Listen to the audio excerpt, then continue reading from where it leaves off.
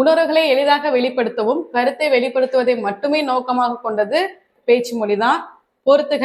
கவனினா பேணுதல், என்னால் போக முடியாதுங்கிறது மறுப்பு, மென்மையாக ஒலிக்கும் போது அதை இயலாமைன்னு சொல்லுவோம்.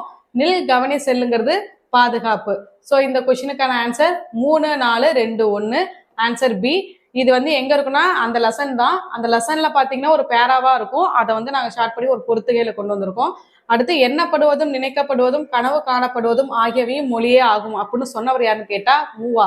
மூவானா வரதராசனார், தேப்போமினா தேப்போமினா சுந்தரனார், திருவிக்கானா திருவி கல்யாண சுந்தரனார், ராப்பினா ராப்பி சேதுப்பிள்ளைய சொல்லுவாங்க.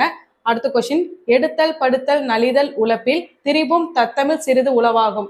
இந்த பாடலை இயற்றியவர் யாருன்னு கேட்டோம்னா பவனந்தி முனிவர் தான். ஆனா நம்ம ஸ்கூல் புக்ல இந்த பாடல் எந்த நூல்ல இடம்பெற்றிருக்குன்னு மட்டும்தான் இருக்கும். அது நன்னூல் நூற்பா. இது எழுதினவர் பவனந்தி முனிவர். ஒரே மொழியின் வெவ்வேறு வடிவங்களை டேஷ்ன்னு சொல்லுவாங்கன்னு கேட்டாங்கன்னா வட்டார மொழின்னு சொல்லுவாங்க.